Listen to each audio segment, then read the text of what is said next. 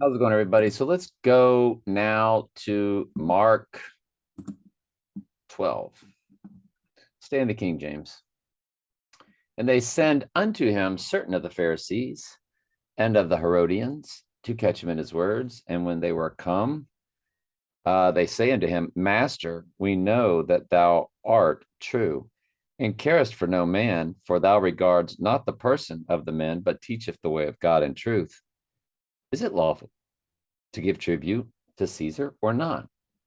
Shall we give or shall we not give? But he, knowing their hypocrisy, said unto them, Why tempt ye me? Bring me a penny, that I may see it. And they brought it, and he saith unto them, Whose is this image and superscription? And they said unto him, That's Caesar's. Jesus answering and said unto them, Render to Caesar the things that are Caesar's, and to God the things that are God. And they marveled at him. Then come unto him the Sadducees or Sadducees, which say there is no resurrection. They're sad, you see, because they don't believe in a resurrection. It was an old joke. And they asked him, saying, Master, Moses wrote unto us, if a man's brother die and leave his wife behind him and leave no children, that his brother should take his wife and raise up seed unto his brother. Now there are 7 brethren. The first took a wife, and dying left no seed, and the second took her and died. Neither left he any seed, and the third likewise. We'll get the rest of that story tomorrow. All right, so let's continue on in Revelation 19, and we're going to go to one verse in the next column to wrap up Revelation 19 because we want to start 20 fresh.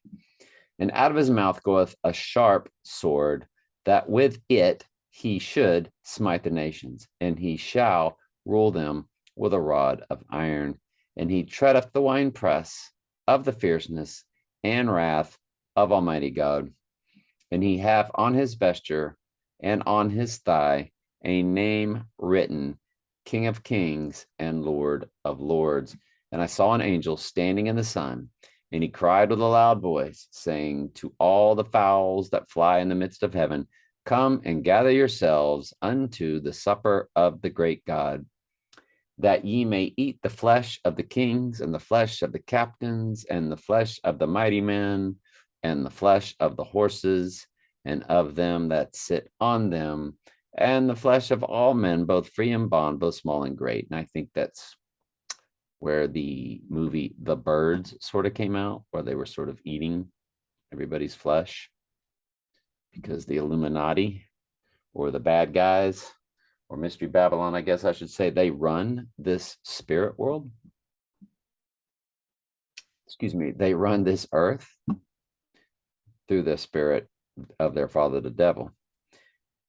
And I saw the beast and the kings of the earth and their armies gathered together to make war against him that sat on the horse and against his army. And the beast was taken, and with him the false prophet that wrought miracles before him, with which he deceived them that had deceived the mark of the beast and them that worshipped his image.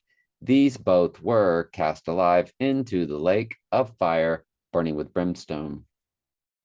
And the remnant were slain with the sword of him that sat upon the horse, which sword proceeded out of his mouth, and all the fowls were filled with their flesh. Love you very much. Ask questions anytime. That's what I'm here for.